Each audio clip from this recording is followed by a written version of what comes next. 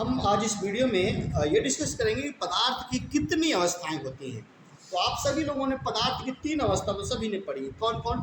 ठोस, द्रव, गैस। ये बहुत पॉपुलर है, लेकिन हम आपको आज 5 पदार्थ की अवस्था है। आप सोचिए पदार्थ की 5 अवस्थाएं, ये कौन सी अवस्था है? 5 हो गई तो सब 5 हैं और 5 आज डिस्कस करेंगे। तो पदार्थ की 5 अवस्थाएं हैं: ठोस, द्रव, gas, plasma, Bose, Einstein, condensate. जो कि सत्येंद्र नाथ बोस, जो भारतीय वैज्ञानिक थे, इन्होंने इसका अध्ययन किया था, बोस आइंस्टीन कंडेंसेट अवस्था का। तब ये 5वीं अवस्था है। अब हम इन 5 डिफिनेशन लेंगे। तो लोग ठोस, द्रव, गैस से लेते हैं, लेकिन हम कहाँ से लेंगे? हम लेंगे पहले बोस आइंस्टीन कंडेंसेट, फिर प्लाज्मा, बाद में ठोस, द्रव, गैस। क्योंकि ठोस, द्रव, गैस लगभग सभी लोगों को समझ में आता है।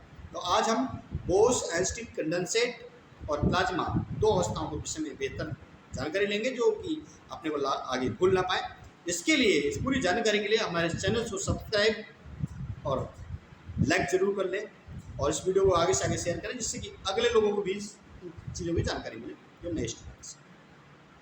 तो हम 5वीं अवस्था का अध्ययन करते हैं। सबसे पहले बोस आइंस्टीन कंडेंसेट। ये बोस आइंस्टीन कंडेंसेट की अवस्था क्या है? तो ये गैस की ही एक अवस्था है। ये गैस की ही एक अवस्था है, लेकिन इसमें होता क्या है, अत्यंत सूक्ष्म जो कण होते हैं, जिसे परमाणु कहते हैं, इनको थोड़ा सा अलग तरीके से इसमें बनाया गया है। जैसे इलेक्ट्रॉन, न्यूट्रॉन और प्रोटॉन। इलेक्ट्रॉन, प्रोटॉन, न्यूट्रॉन, ये तीनों मिलकर के क्या बनाते हैं? फर्मियन। इलेक्ट्रॉन, प्रोटॉन, न्यूट्रॉन तीनों मिलकर क्या बनाते हैं? फर्मियन। फर्मियन। और ये जो फर्मियन होते हैं, ये जब 2 या 2 से अधिक फर्मियन मिल जाते हैं तो क्या बना लेते हैं? बोसॉन। बोसॉन बना लेते हैं, या बोसॉन भी कहते हैं। इलेक्ट्रॉन, प्रोटॉन, न्यूट्रॉन मिलकर क्या बना लिए? फर्मियन। जो फर्मियन होता है, इसकी जो रेंज होती है 10⁻15 मीटर की होती है। इतना छोटा कण बना लिया उन्होंने, फर्मियन। ये कई फर्मियन मिलकर, 2 या 2 से अधिक फर्मियन मिलकर क्या बोले? बोसॉन बना लिए। और जब कई बोसॉन इकट्ठा हो जाएंगे, जब बहुत सारे बोसॉन बन जाएंगे तो एक बोसॉन मंडल बन जाएगा। जब बहुत सारे बोसॉन हो जाएंगे तो बोसॉन का संग्रह हो जाएगा, या बोसॉन का निकाय हो जाएगा, या बोसॉन मंडल कह सकते हैं। और जब बहुत सारे बोसॉन इकट्ठा हो जाए, इन सारे बोसॉनों को 0 डिग्री सेल्सियस ताप पर ठंडा कर दिया जाए। जब इन सारे बोसॉनों को इकट्ठा करके 0 डिग्री सेल्सियस ताप पर ठंडा किया जाता है, तो एक गैसीय अवस्था में कन्वर्ट हो जाते हैं, तरल पदार्थ के रूप में प्राप्त हो जाते हैं। इसे ही हम बोस आइंस्टीन कंडेंसेट अवस्था। क्या हुआ? फिर से थोड़ी सी भाषा में, इलेक्ट्रॉन, प्रोटॉन, न्यूट्रॉन मिलकर के फर्मियन बनाते हैं, 2 या 2 से अधिक फर्मियन मिलकर बोसॉन बनाते हैं। और जब कई बोसॉन इकट्ठा हो जाते हैं, इन सारे बोसॉनों को 0 डिग्री सेल्सियस ताप पर ठंडा किया जाता है, तो बोस आइंस्टीन कंडेंसेट अवस्था बनती है। ठीक साहब। अब अगला है प्लाज्मा। देखिए, प्लाज्मा भी गैस की ही अवस्था है, लेकिन जो प्लाज्मा होते हैं गर्म आयनित गैस है। गर्म आयनित गैस को प्लाज्मा कहते हैं। इसमें, इस गैस में धन आयन और ऋण आयन पाए जाते हैं, इसीलिए इसे प्लाज्मा कहते हैं। ये गर्म आयनित गैस है। जब ये गर्म होती है तो आयनों में विभक्त हो जाती है, इसीलिए इसे गर्म आयनित गैस भी कहते हैं। यही प्लाज्मा है। चलिए, आपको प्लाज्मा और बोस आइंस्टीन कंडेंसेट में किसी को कोई दुविधा हो तो कमेंट में जरूर लिखें कि क्या दुविधा है।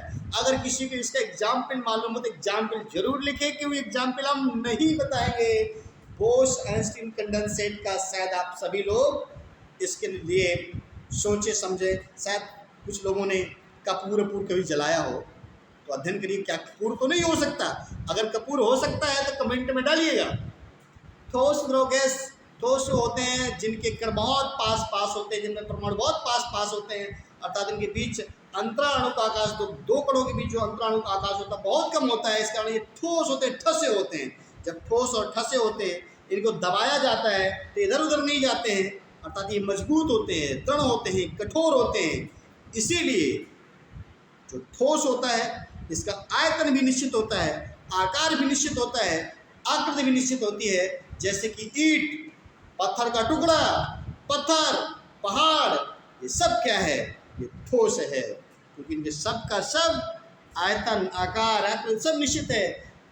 क्यों निश्चित है? क्योंकि इनके जो कण हैं अत्यधिक पास पास हैं। चलिए दूसरी बात उठाते हैं। ठोस के बाद आता है द्रव। द्रव क्या है? द्रव में जो द्रव होती है, पदार्थ की वह अवस्था होती है, इसमें जो पदार्थ के कण होते हैं ये ठोस की अपेक्षा दूर दूर होते हैं और गैस की अपेक्षा पास पास होते हैं। ठोस की अपेक्षा कुछ दूर होते हैं लेकिन गैस की अपेक्षा पास पास होते हैं। ये एक तरल पदार्थ है जो कि बहता है। देखिए भैया, ये तरल है, बहता है। ठोस की अपेक्षा इसके कण दूर दूर होते हैं, गैस की अपेक्षा अधिक पास पास होते हैं, तो कुछ तो अंतर होगा। तो साहब जब तरल होगा तो उसका आकार नहीं दे सकते हो और ना ही आकृति दे सकते हो, क्योंकि जग में डालोगे तो जग की ले लेगा आकृति, लोटा में डालोगे तो लोटा की आकृति ले लेगा, गिलास में डाल दिए तो गिलास की आकृति ले लेगा, गड्ढा बना के अगर डाल दोगे तो गड्ढे की आकृति ले लेगा।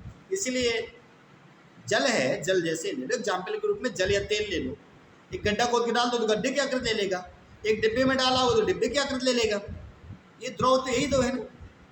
तो इसका ना तो आकार निश्चित होता है और ना ही इसकी आकृति निश्चित होती है।